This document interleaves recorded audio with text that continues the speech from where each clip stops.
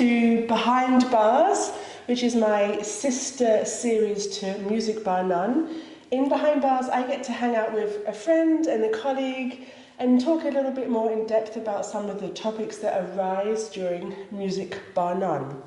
And tomorrow, I'm really excited that the Music Bar None, I'm joined by Alek Fester, my good friend, and his group, Bruderholz Barock. And we're going to be doing, well, I'm just going to sit and enjoy it for once. I gave up playing Barock long ago. We're going to be enjoying some music from 18th century London. And because, I don't know if everyone knows this, but at that point in London there was a huge gin craze. So tonight we're going to try out a very special cocktail based on some London gins. And it's called the Earl Grey MarTEAni. And I'm going to let Alek tell you a bit about it. So we were doing some research of how we could somehow make a British gin cocktail more British, and of course we thought of tea. And so we stumbled across the Earl Grey MarTEAni, which was invented by Audrey Saunders in the early 2000s in New York City. And she's a pretty illustrious bartender, and she also invented the Old Cuban, which is one of my absolute favorite cocktails. Yep, very nice. So she knows what she's doing. And it's interesting, her parents were Swiss immigrants. So that ties in nicely to the location of all this. And she grew up in Port Washington on Long Island, which is right north of where I grew up on Long Island before moving to Switzerland. So we have a little bit of a migration story with this silly little cocktail, which also fits into the theme of my program, which is about sort of all of the London being a city of musician migrants. Always, but especially in the 18th century too. And anyway, so this cocktail, she invented this Earl Grey MarTEAni, and it's actually very simple and quite good. Yeah, we've done a little pre-testing, and what I love about it is actually because it uses an egg white, and because of that it even looks like a milky cup of tea. Actually, I don't know if that's at all the intention, but as a British person, that's the first thing I saw. So now I should tell you a little bit about gin in London in the 18th century. So you may or may not have heard of this gin craze. It swept London in the 18th century, and it ruined society.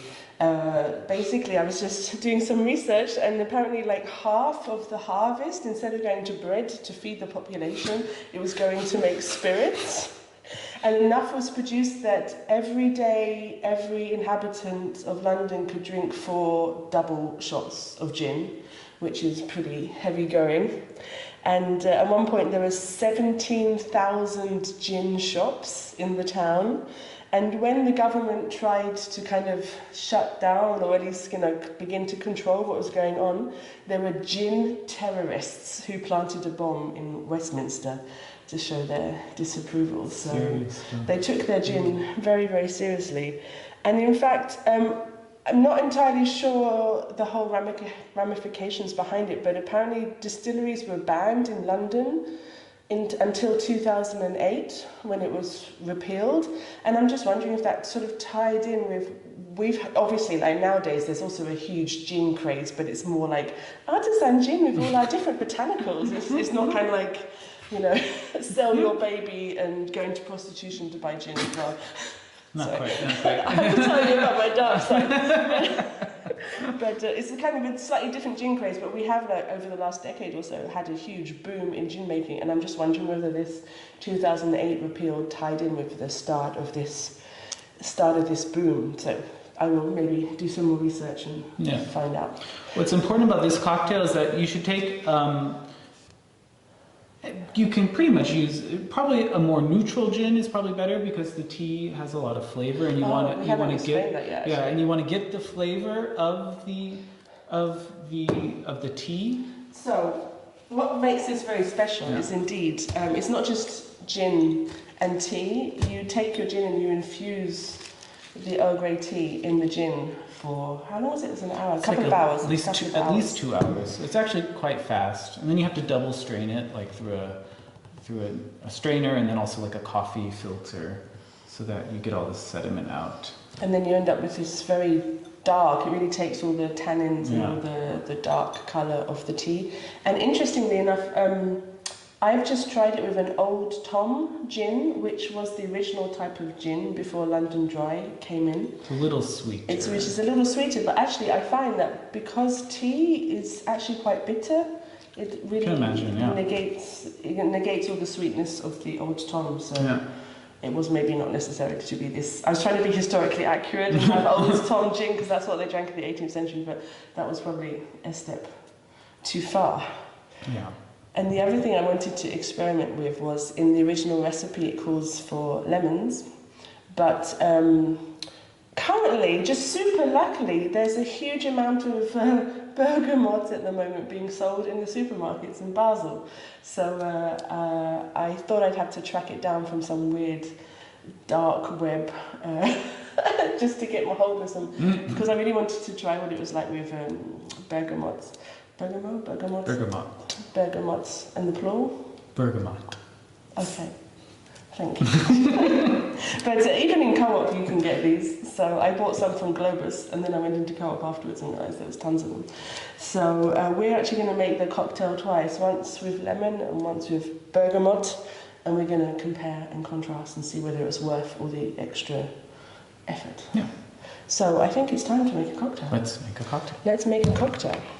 So we start off with the wonderful gin, the infused Earl Grey gin, and we want 1.5 ounces. Do you want to take that one? I think I'll take this one. So I just have to find in this dark, dark room where 1.5 is. That's there. Voila. All yours. Oh. And I don't know if you can see it. Look how wonderfully dark it's become.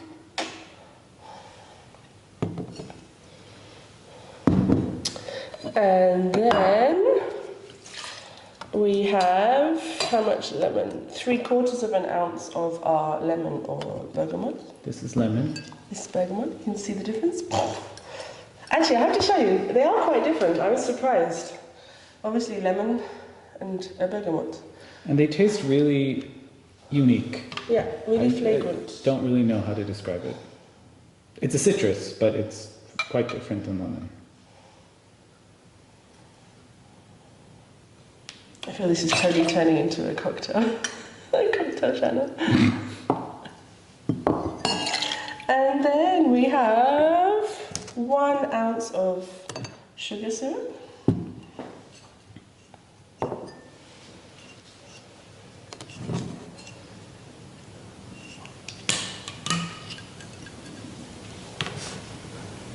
I'm going to do a little less. We won't tell anyone.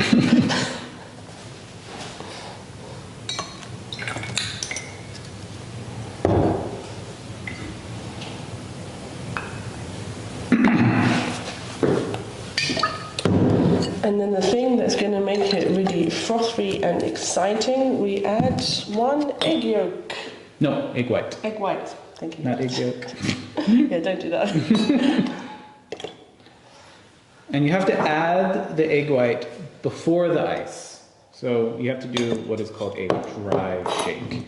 Otherwise, you won't get the foam. And it's all about the foam, baby. It's all about the foam. So, let's shake. Oh yeah, no, remember, if it doesn't have ice in it, doesn't seal as well, so you have to be much more careful. Thanks, Anders. We're both addicted to a cocktail channel by a guy called Anders, who helps really us discover really yeah. good cocktails. Yeah, we love him. This is really nice. I think that's good. Ah, that's good. I'm exploding everywhere. Oh, this is exciting. And then we can add some ice and do the same thing all over again.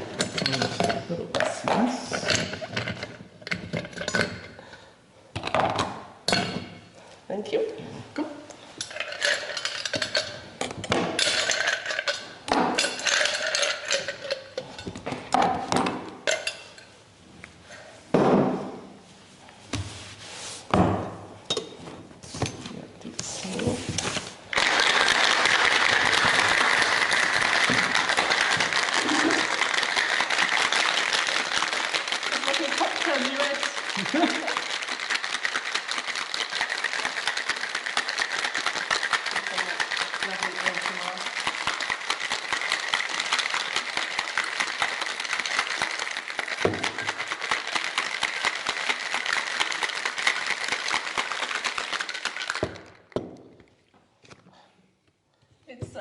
messy. How do people do this and look sophisticated? Yeah, really. Ugh, failed.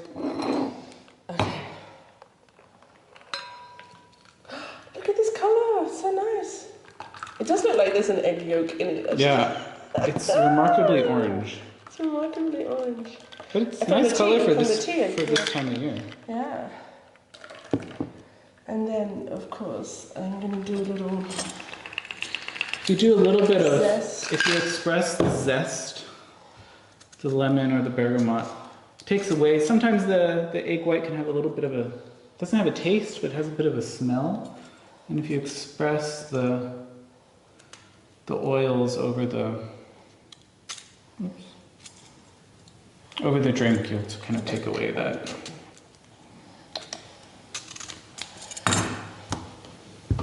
Talking about like I actually know what I'm doing. Yeah, we're actually musicians. I mean, this is just a private passion. Okay, let's see. Cheers. Cheers, cheers. Cheers. Oh. Wow. Maybe I put too much sugar in the syrup because it tastes like this would be perfect in the summer. It tastes like an ice cream, like a sorbet. Oh, yeah.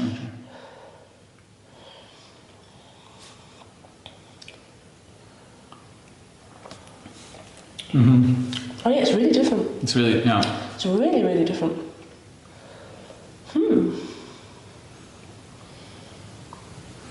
I think I like the lemon more. I like both of them. This is definitely more sophisticated. And wow, look at this amount of foam. That's really cool. There's something about the bergamot has such like a unique taste that I think it overpowers the cocktail a little bit. Lemon in cocktails usually sort of rounds out the flavor a little bit with just like a little bit of citrus bite. Like I'd almost like to just create a cocktail with bergamot, bringing out the focusing on the bergamot taste. Yeah, yeah. Ooh. But interesting. And I think it probably half a shot of sugar. Is that how much you put in yours, roughly? Yeah, I'm diabetic, so I usually use artificial sweetener, which you can also do. Oh, this is really delicious, actually. A good gateway cocktail. It's really a good cocktail. And I think for somebody who doesn't really like cocktails, you serve them this and they will have no problem drinking it. It's a little bit juicy, like a spiked iced tea. Yeah, that's a good way of describing it. Yeah, totally. But more sophisticated, of course. And what do you think about the tea? Does the tea come through? Do you notice the tea? Yeah, I think so. Can I just try the lemon again?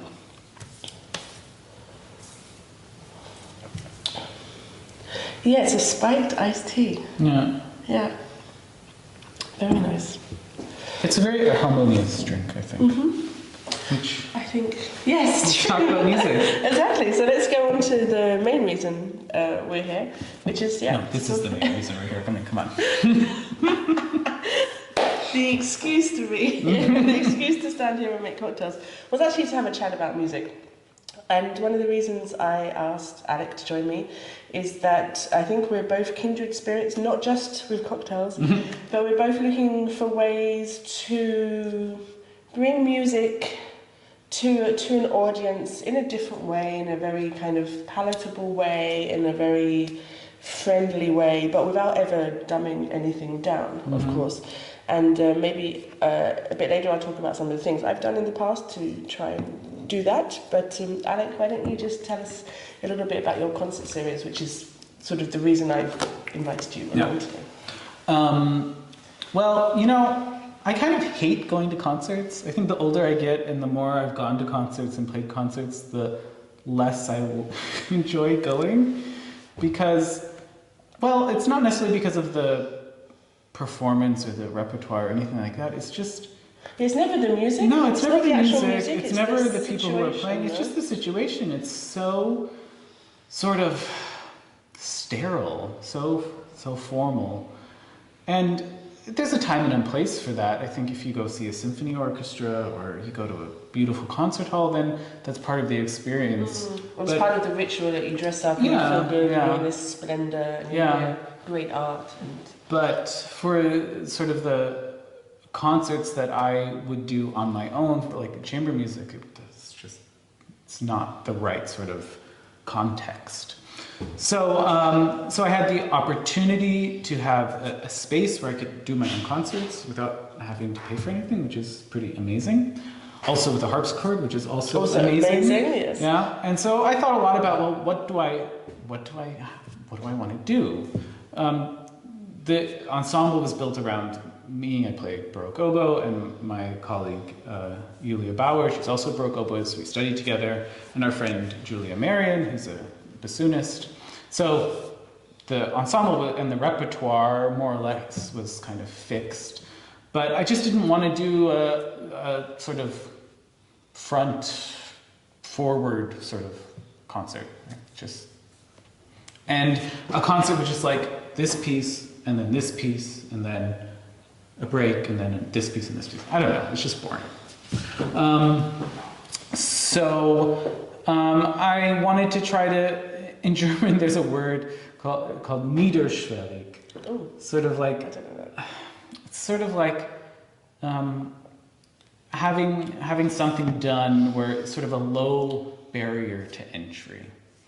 And a lot of people are intimidated by classical music. You know, they don't understand it. They don't know how they're supposed to behave exactly. Like they're in a concert. scared of the ritual of it. Yeah. They're scared of the rules. Yeah. And they think they don't know. Yeah. And I totally understand that, but I also think it's silly because this music is so beautiful and I think can still speak to people who don't normally listen to classical music. So my concert series has been going on for, I think this is our third season now. And it's changed a little bit, but now we've kind of settled on this format where we have a sort of a reception and a concert in one. And so I kind of wanted to create like a sort of nightclub atmosphere. So also sort of the aesthetic and how I set up the room is really important, which you are an aesthetic queen, so you understand how important that is. So we have like tables and chairs sort of set up in sort of an organic fashion with really sort of decorated nicely with candles and flowers or whatever. And we also have like an apéro, we say in German, like a buffet with snacks and everything, which my partner makes himself, and wine, and that happens before, during, and after the concert. So it's not just a concert, but it's an event. It's a happening. An experience. It's experience. It's something that people come to. It's an entertainment for all the senses. Yeah, for a variety of reasons. Yeah. And we also talk to the audience. We explain the program a little bit. I don't do program notes. I just try to break down this barrier that happens between performer and audience. And it's gone really well. A lot of people have come. It's sort of, you know, it's maybe 50 people, I think was the max we've had once, which is pretty much what the room can take. But people seem to come to it with an open mind, and then they sort of get an appreciation for the music and for what we do too, because we're actually pretty close to the audience. There's not this huge gap, so it's intimate and it's fun. But it's also hard work because playing oboe is really not so easy. Yes, no, definitely not. Yeah. Yes. And one thing I really like about what you do is, so I've now kind of ended up doing a lot of medieval and Renaissance music, and I think one of the reasons I like it is that none of the pieces are that long in themselves, so when I create a program, I really have this beautiful free choice to build a tapestry of sound that will take you through the whole program, because that's what the music gives me and allows me. And in Baroque music, one would perceive that one is a bit more chained to the forms, because you tend to have sonata form and concerto form, which is a series of movements, like contrasting fast and slow movements, and sometimes a suite of dances at the end. And somehow in our training, somehow there was something holy about a piece. Right. We still sort of believe in this sort of romantic notion. Yeah, exactly. It's like we've still got this notion of like, the sonatas from G minor by blah blah blah. You have to do it all. Yeah. But what I really like is that you sort of pick the pieces that really work, and you make your own tapestry. Yeah. Out of the pieces, no? And I've kind of learned that from you too, watching these medieval and Renaissance concerts where you don't have this construct. And then I thought, well, I don't have to do that either. Because it is exhausting as a Baroque vocalist. Play a whole sonata, a whole trio sonata. Yeah, so I'm learning to build in, so to create sort of a total concept based on individual pieces. So you have separate movements. I mean, they have to there is sort of an art to fitting them together to make sure the keys work and that there's a logical... in general, like this whole crossover thing, I think a lot of people are like jumping on bandwagons of deconstructing. But it's actually an art form in itself to reconstruct something out of an event, an evening, out of a deconstructed material. And I think it's also really interesting for audiences too, because, part of the problem with the ensemble I have with the instrumentation is that we don't have that much repertoire, I mean, I don't want to just play Zelenka sonatas, I mean, kill me. Yeah, no. We have to sort of borrow from other instrumentation and to sort of arrange things that are for violin or for flute or for organ. And try to figure out how to make it work with what we have. And so the more I do that, the more I realize how much flexibility we have. But then it's also nice, I think, sometimes for the audience too, to like hear the ensemble as a whole, but then to have just one instrument featured for the next movement. To have a harpsichord solo in the middle, or have a duet for just two oboes, or have a bassoon sonata. I mean, how often does one hear bassoon sonatas? Yeah.